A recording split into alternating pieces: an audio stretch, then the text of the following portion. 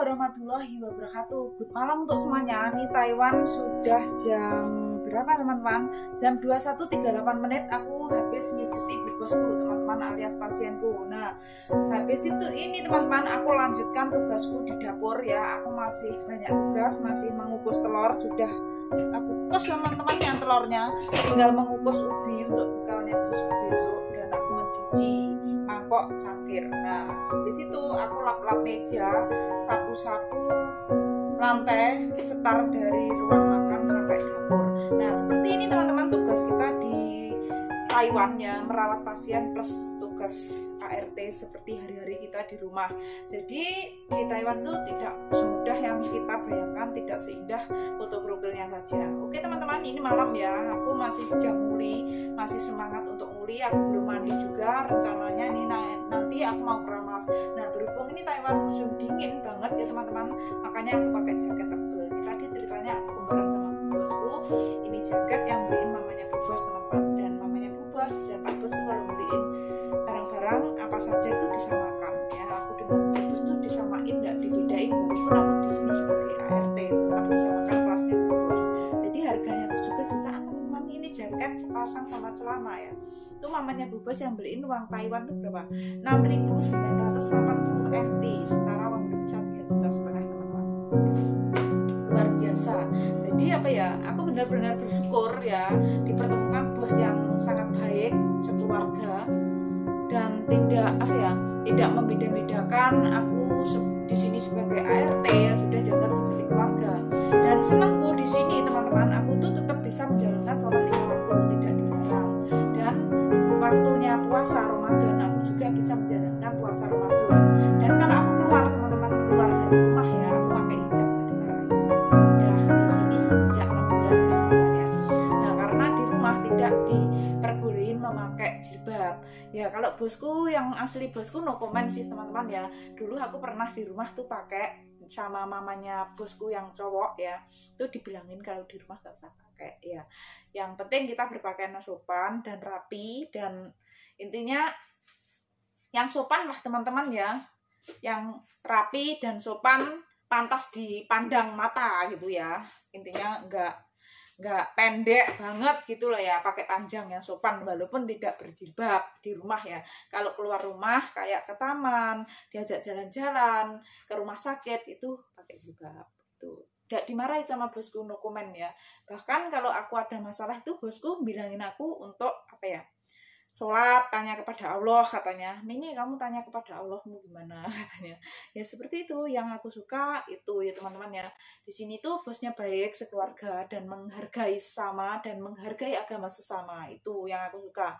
Jadi aku ibaratkan ya teman-teman ya, ditawarin sama teman, kamu tuh di sini 10 tahun hampir ya Mbak, nggak pernah cuti pribadi liburan, kamu kok betah? Walaupun aku tidak cuti pribadi liburan teman-teman, bosku tuh selalu ngajak aku jalan-jalan sama Bu Bos ya, justru keluar kota. Sebelum COVID-19 sering diajak keluar kota, ke Valien, ke Pintung, ke Kenting, hari apa ya, sampai 3 hari 4 hari. Jadi nginep dari hotel satu pindah ke hotel satunya untuk menikmati liburan, menikmati indahnya pemandangan liburan ya teman-teman ya, seperti itu. Jadi tidur di hotel, makan di resto. Jadi seperti itu, walaupun aku tidak ambil cuti pribadi liburan teman-teman ya, tetap happy gitu loh ya. Yang penting bos itu baik, gaji kita lancar dan tidak dicereweti, sudah aku kerjanya semangat gitu ya. Karena di luar negeri itu bukan tujuan untuk berliburan ya, bukan berliburan, bukan untuk senang-senang saja. Tujuan kita dari rumah kerja ya kerja yang baik kayak gitu ya. Ya kita boleh sih liburan ya, refreshing ya, tapi kan nggak harus gitu loh teman-teman ya, tergantung orangnya masing-masing lah. Setiap orang kan tidak sama ya teman-teman ya. Kalau aku pribadi teman-teman ya, aku memilih tidak liburan gitu. Kecuali kalau aku tuh di sini ada suami ya, baru liburan. Di sini nggak ada siapa-siapa gitu loh, nggak ada suami, nggak ada saudara juga ya. Kalau di sini ada saudara itu bisa ketemu dengan saudaranya, bisa ketemu suaminya. Di sini nggak ada siapa-siapa gitu loh. Lebih baik tidur hari Sabtu Minggu, makan tidur, ya udah digaji, nggak keluar uang gitu loh. Kalau kita liburan mengeluarkan uang, belum nanti kita kena pengaruh ya, seperti itu. Jadi uang lebih baik ditabung untuk keluarga, dan kalau ada rezeki lebih disisihkan untuk sesama. Itu prinsipku seperti itu ya. Yang penting niat kita, tujuan kita kerja ya kerja yang baik. Tujuan kita dari rumah apa ya jangan dilupakan tujuan kita. Itu prinsipku seperti itu teman-teman ya. Jadi ya udah, bosku tahu kalau aku tuh niatku kerja ya kerja yang baik. Jadi bosku juga nggak pernah tahu aku tuh mengerjakan apa di rumah ya. Jadi aku nggak pernah menunjukkan kerjaku ke bosku, karena bosku tuh kerja setiap hari, nggak ada di rumah kecuali Sabtu Minggu, dan ketemuku cuma malam. Ya, malam habis itu tidur, ketemu lagi pagi, nyiapin bekalnya, bosku pergi kerja, ketemu lagi malam, seperti itu. Jadi bosku tuh nggak tahu aku tuh kerja apa, ngerjain apa. Jadi di hari Senin sampai Jumat tuh aku mengatur jadwal kerja. Hari Senin aku membersihin andekan dapur, membersihkan ruang tamu, membersihkan kamar mandi, membersihkan mana-mana, gitu aku jadwalkan. Jadi dengan tujuan di hari Sabtu dan Minggu, hari libur bos, aku tetap bisa santai. Biasanya kan pada bangun siang ya teman-teman ya, Sabtu Minggu itu. Jadi cuma makan tidur semok teman-teman, makan dibeliin Sabtu Minggu sama bos. Dan kalau apa teman-teman, Sabtu Minggu tuh biasanya aku sholat subuh. Habis sholat subuh itu tiduran lagi, nunggu terbit matahari, aku sholat duha. Habis itu tiduran lagi, udah setiap hari gitu. Kalau tiap hari libur bos maksudnya ya, Sabtu Minggu seperti itu. Justru santai ada bos. Kalau nggak ada bos itu aku justru sibuk mengatur jadwal kerjaku, mengatur, membersihkan, merapikan mana-mana seperti itu. Jadi bosku tuh nggak pernah tahu aku tuh mengerjakan apa, tapi bosku itu tahu akan hasilnya, real akan hasilnya. Oh, rumahnya rapi, barang-barang dia rapi, bersih, seperti itu teman-teman. Jadi nggak perlu kita menunjukkan gitu loh ya. Jadi aku nggak perlu menunjukkan ada bosnya semangat kerja, nggak ada bosnya seenaknya gitu, enggak. Jadi justru nggak ada bosnya tuh semangat kerja, karena apa ya, merasa bertanggung jawab. Oh ya, ini bosku tuh nggak cerewet, nggak ngatur. Jadi kitanya tuh lebih perasaan, lebih takut gitu loh ya. Kalau kita tuh terlalu diatur, dicereweti, kita tuh justru salah tingkah, kerjanya nggak baik gitu. Kalau aku nggak dicerewetin, terus bos itu ngerti dengan sendirinya, itu justru aku lebih hati-hati ya. Intinya, oh ya bosku nggak ada di rumah ya, terus aku ini kok rumahnya seperti ini, bosku nggak pernah nyuruh-nyuruh, ya udah aku kerjain sendiri. Kecuali barang-barang punyanya bosku yang berharga, itu nggak berani menyentuh sembarangan tanpa izin bos gitu. Jadi kalau kayak bersih-bersih seperti bersihin dapur, bersihin kamar mandi, seperti itu ya teman-teman ya. Tanpa disuruh, dah aku kerjakan dengan sendirinya, seperti itu. Nah intinya kita berinisiatif lah teman-teman ya, tanpa bos menyuruh. Nah kalau bosku pulang kerja, itu aku tanya, dia sukanya minum sop, otomatis aku siapkan sop ya. Jadi bos begitu udah cuci tangan dari kamar mandi, aku tanya, bos makan sop enggak?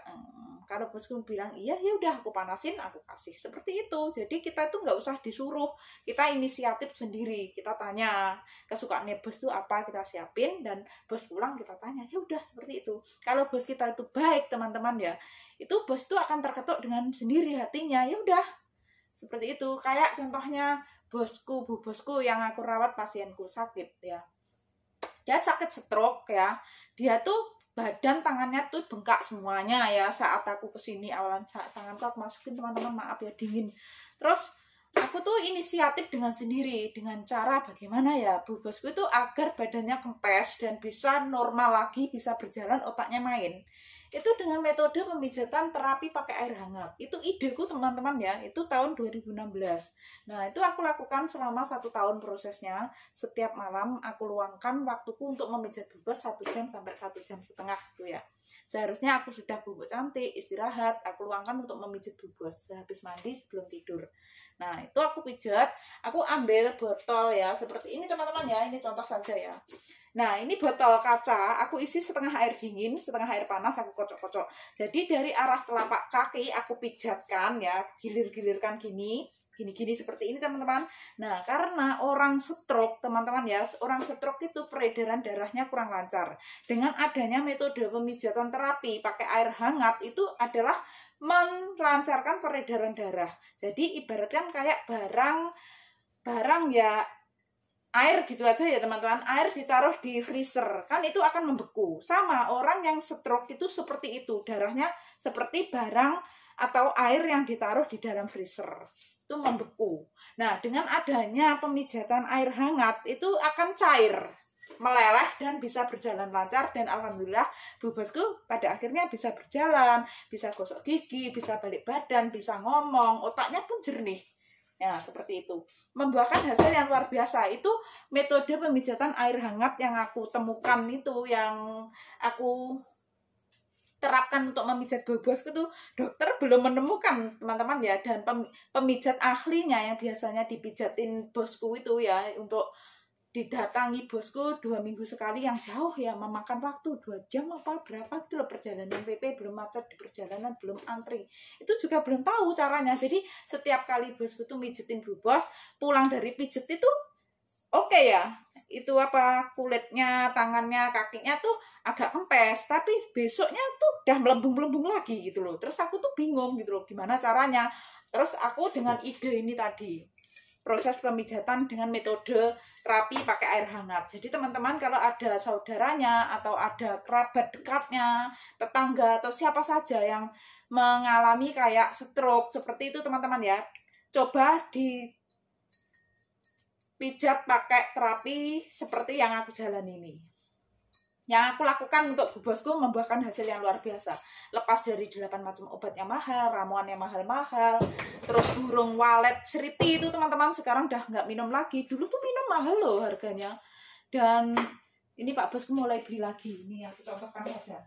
Nah, ini aku contohkan saja teman-teman ya. Segini tuh teman-teman, kata bosku itu gajiku 2 bulan teman-teman. Ini burung seriti teman-teman, sarang burung walet ya. Nah, seperti itu. Dulu Bu Bosku menghabiskan banyak teman-teman seperti itu, dan belum minum yang cici itu 1 box ada 10 apa berapa tuh, minumnya cuma 1 minggu lebih ya. Nah seperti itu, banyak uang dulu ya.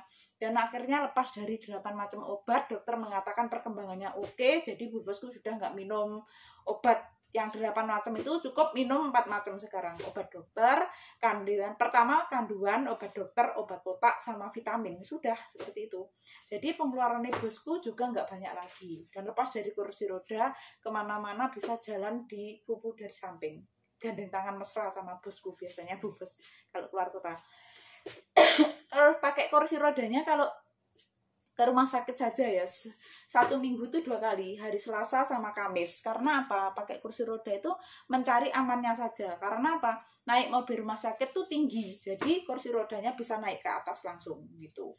Jadi aman gitu teman-teman, nggak takut jatuh kitanya ya, karena tinggi. Mobilnya tinggi. Kalau naik mobil pribadi kayak pribadi sendiri, terus naik mobil taksi itu bisa nggak pakai kursi roda, karena pendek gitu loh ya. Nah seperti itu teman-teman ya. Itu adalah cara metode aku untuk mengatasi Bu Bosku yang dulunya tangannya tuh apa ya, apa teman-teman, bengkak-bengkak kayak beri-beri, keluar air gitu loh teman-teman ya, kayak ada airnya gijur-gijur gitu, dan kita tekan gitu nggak balik ya. Jadi masih membekas di dalam jari kita, itu membekas, ngecap gitu ya. Jadi sekarang udah 8 tahunan lah ya, 8 tahun lebih kayaknya ya, Bu Bosku udah pintar. Jadi diajak keluar kota udah bisa, diajak makan-makan kemana saja, diajak mendaki gunung, mendaki bukit bahkan bisa teman-teman ya. Dituntun dari atas Pak Bosku, dari belakang aku yang jagain takutnya jatuh. Nah itu kalau ke bukit itu dari rumah kita jalan ke bukit itu kurang lebih makan waktu perjalanan 2,5 kilo teman-teman. Bisa jalan kaki sampai itu, sampai bukit nggak pakai kursi roda. Luar biasa, perkembangan bosku luar biasa. Dan saat itu aku sempat apa ya teman-teman ya, sempat mau mengundurkan diri, intinya kayak nggak sanggup gitu loh ya. Badanku kecil banget dulu, nggak segini ya, 47 kilo, dan Bu Bosku segitu, terus badannya nggak berdaya, terus kita tinggal di lantai 3, naik turun tangga, mana bisa gitu loh. Ternyata aku tetap semangat dan semangat, akhirnya membuahkan hasil yang luar biasa. Dan dulu Bu Bosku sebelum aku rawat, yang rawat orang Taiwan, orang Talu teman-teman ya, karena orang sini tuh merawatnya kan nggak pakai air ya, kalau BAB, pipis, buang air kecil ya, pakai tisu saja. Nah itu pantatnya tuh gatel teman-teman ya, sampai pinggang. Dan pada akhirnya aku tuh belum bisa ngomong saat itu ya, belum betul pinter-pinternya ngomong lah ya. Itu di rumah sakit aku konsultasi sama dokter, kayak bahasa isyarat gitulah intinya, seperti itu teman-teman. Tapi ya agak bisa-bisa lah, aku nggak on sepenuhnya, nggak gitu loh. Terus akhirnya aku tuh dikasih surat jalan, kayak intinya di sana jauh teman-teman dari tempat terapi itu ya. Jadi aku menurut jalan aja, dari lantai 5 itu aku naik terus turun ke lantai 3 apa gimana dulu tuh ya. Aku pokoknya tanya, ada petunjuknya, kayak dikasih tuh loh teman-teman, surat, maksudnya alamatnya di sini. Jadi aku sering tanya orang, aku tuh nggak malu orangnya teman-teman. Jadi aku tuh dengan apa adanya, nggak malu, nggak bisa aku ngomong nggak bisa, aku bisa ngomong bisa. Jadi orang tuh kalau kita ngomong nggak bisa, orang tuh mau membantu kita. Kalau kita memang benar-benar nggak bisa, aku maaf sauce, bu ceto ceken nali te tipang, nali te tice, kan gitu ya teman-teman. Intinya ini alamat mana gitu, bisa bantu aku enggak? Ya akhirnya orang pada baik, orang tawan dibantu. Pada akhirnya bu bosku sekarang pantatnya tuh mulus, cantik lagi, nggak merah-merah, nggak gatel-gatel. Itu aku sendiri teman-teman, nggak disuruh bosku. Itu pertama ya teman-teman. Dan yang kedua kalinya itu bu bosku saat demam, itu aku konsultasi juga ke dokter karena aku tahu bosku tuh sibuk orangnya, pulang kerjanya malam ya, nggak ada waktu. Ya udah aku konsultasi ke dokter, dikasih obat, sembuh juga. Itu masih baru saat itu aku di sini. Jadi intinya seperti itu teman-teman. Dan yang aku bikin sedih tuh ya pas bu bosku sakit, kapan itu ya, hari Minggu ya teman-teman, tanggal 4 bulan 12 2022. Itu bu bosku badannya sudah dingin, mukanya tuh biru, terus apa ya, bibirnya biru, tangannya tuh biru. Dah panik, dah aku dandanin, dah pakai jaket, dah pakai bando, dah diikat rambutnya, dah persiapan mau dokter, tapi bu bosku nggak berdaya, dah muntah-muntah, badannya lemes kayak pohon pisang, dah biru semuanya. Terus spontan saja teman-teman, aku ambil air hangat, aku kasih garam, aku bacain Al-Fatihah 3 kali, aku tiupkan ke dalam air 3 kali, aku sebut namanya bu bosku alias pasienku, dan akhirnya alhamdulillah teman-teman, luar biasa ya, sungguh apa ya, ajaib teman-teman. Bu bosku tuh langsung ceria minum itu. Terus aku tanya, gimana minum air garamnya, air garam hangat enak, oke apa enggak oke? Katanya oke. Bilang teman-teman ceria. Padahal tak berdaya loh tadinya tuh, tak berdaya, muntah-muntah sampai rambut, sampai spray, sampai bantal, selimut, semua tuh basah ya. Sampai teler gitu loh ya. Terus aku tanya lagi kedua kalinya sama pertanyaanku, gimana minum air hangatnya dikasih garam? Oke Pak, oke. Jawab lagi oke. Terus aku tanya yang ketiga kalinya, gimana? Tambah lagi apa cukup? Cukup. Dan aku tanya lagi, gimana tambah lagi apa cukup? Pertanyaanku dua kali ya. Katanya bilang lagi. Ya udah, habis lagi, dia itu aku lihat masih biru teman-teman ya. Mukanya biru, bibirnya biru, tangannya masih biru, badannya dingin banget ya. Terus akhirnya teman-teman, aku tuh spontan, nggak tahu ya, aku tuh spontan saja. Tanganku tiba-tiba telapak tangan aku gesek gini teman. Serasa kayak keluar api bener teman-teman, serius sumpah. Sampai bosku tuh juga heran ya. Bosku tuh udah panik, mau nggak tahu bosku tuh mau cari apa, nggak paham. Aku panggil, nggak cepet-cepet datang. Bos, ini bos. Tangannya bu bos sekarang sudah nggak biru lagi. Tangan tuh aku gini-giniin teman-teman, kayak keluar api bener, serius. Terus akhirnya tangannya bu bos kiri aku pegang pakai tanganku yang terasa panas itu tadi, plak gitu ya. Terus sambil aku remes halus gitu. Bu bosku badannya sudah nggak biru, nggak dingin lagi, tangannya udah sama. Aku suruh nyaksiin bosku sendiri, aku tak panggil. Bos, ini bos. Lihat bu bos, tangannya sudah sama loh sekarang, sudah nggak biru lagi muka bibirnya, terus nggak dingin. Ya udah, nggak jadi ke dokter. Akhirnya tuh lanjutkan tidur siang. Itu kejadian kurang lebih hampir jam 5. Dan aku lanjutkan masak nasi karena sudah jam 5 hampir ya teman-teman. Terus habis masak nasi aku sholat ngasar. Seperti itu. Luar biasa kan teman-teman. Cara menangani bu bosku seperti itu. Jadi ibaratnya kalau merawat pasien seperti bu bosku, kalau nggak benar-benar kita itu otaknya main, kita itu cekatan, nggak pintar, itu nyawa teman-teman, berhubungan dengan nyawa nggak terselamatkan, kadang berbahaya banget ya. Dan contohnya seperti ini, bu bosku beberapa hari saat sakit parah-parahnya kemarin tuh ya, kan udah 15 hari ini nggak mau makan, muntah-muntah, makan obat muntah, makan nasi muntah, makan apa saja muntah lah ya. Terus akhirnya kan nggak keisi perutnya. Akhirnya aku kasih ide juga, minum air hangat, aku kasih garam, aku kasih jahe, aku kasih gula. Dengan tujuan apa? 3 macam itu teman-teman. Dengan tujuan kan badannya suka dingin ya. Nah, jahe itu untuk menghangatkan badannya. Nah, garam itu untuk menetralkan di dalam tubuhnya kalau ada yang tidak baik, maksudnya kayak penyakit apalah ya yang bermasalah di dalam ya, itu untuk menetralkan lah intinya. Dan yang gulanya itu untuk memberi tenaga, energi seperti itu. Dan alhamdulillah berkat itu sering aku berikan kepada bu bosku, itu bertenaga, dan lama kelamaan dia mau makan. Dan hari ini dah aku upload ya tadi ya, dah mau makan sendiri, dah sampai sekarang dah marahnya tuh mau makan terus, nggak mau berhenti, bukan marah-marah ngamuk, enggak teman-teman ya, seperti itu. Luar biasa teman-teman, bosku tahu ya. Jadi setiap bu bosku kenapa, makan apa, muntah apa, itu selalu aku video, karena bosku nggak tahu, biar tahu tujuannya gitu loh, betapa sibuknya aku di rumah, betapa apa ya, aku merawat bu bos tuh bagaimana, jadi bosku tuh tahu gitu loh ya. Dan apa ya, 2000 berapa teman-teman, 2000 Rabu tanggal 7 bulan 12 2022 ini ya, kan aku digaji bulan 11 ya. Nah, itu kan digajinya bulan 12 tanggal 7 bulan 12 2022 ya. Bu bosku baru sakit, kayaknya baru sakit berapa ya? 4-5 baru sakit 3 harian ya. Terus katanya bosku, ini gaji kamu bos tambah lagi 2000 NT karena kamu beberapa hari ini terlalu sibuk merawat bu bos sakit ya. Itu kurang lebih 2000 NT itu 1 jutaan lebih teman-teman ya. Itu alhamdulillah langsung aku masukkan ke tabungan kotak amalku ya, seperti itu. Padahal itu aku udah dinaikin gaji, digaji full, naik gajinya tuh 6.000 NT per bulan, setara 3 juta lebih. Ditambah lagi 2000 NT 1 juta lebih lagi. Dan sama 600 NT-nya aku tuh pinjem 10.600 sama bosku, nggak usah dibalikin yang 600-nya. Gratis lagi untuk aku. Jadi bosku tuh nggak pelit ke aku, ke anakku, ke ibuku. Puluhan juta teman-teman, puluhan juta nggak pelit untuk anakku pun ya. Jadi bosku tuh orangnya baik lah intinya, seperti itu, sopan, menghargai sesama, menghargai agama juga, terus orangnya sopan lah intinya seperti itu.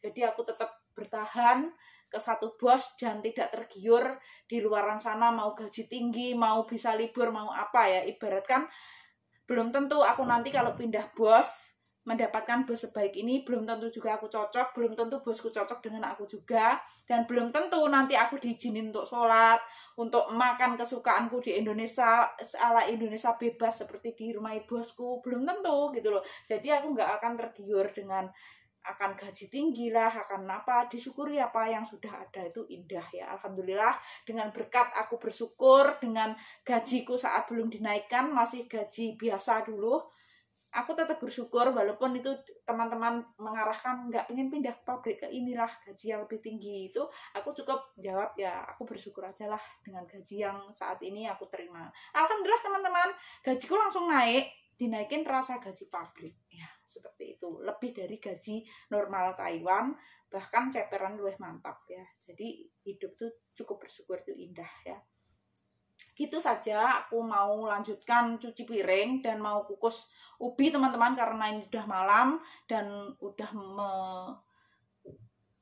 menyita waktuku. Maksudnya ya bukan menyita sih, sekedar cerita pengalaman saja ya teman-teman ya. Nah, berbagi ilmu itu indah sih Rene. Berbagi ilmu itu indah lah. Kalau kitanya berbagi ilmu kayak kemarin tuh, intinya kayak aku nggak liburan, bangku lebih aku tabung untuk koleksi ini. Katanya orang-orang bilang gini bla bla bla bla bla. Nah, kan belum tahu tentang cerita kisahnya bagaimana. Dilihat semua konten-kontennya sebelum komentar, seperti itu ya teman-teman ya. Oke teman-teman, apabila ada kata-kataku yang kurang berkenan di hati teman-teman, mohon maaf yang sebesar-besarnya.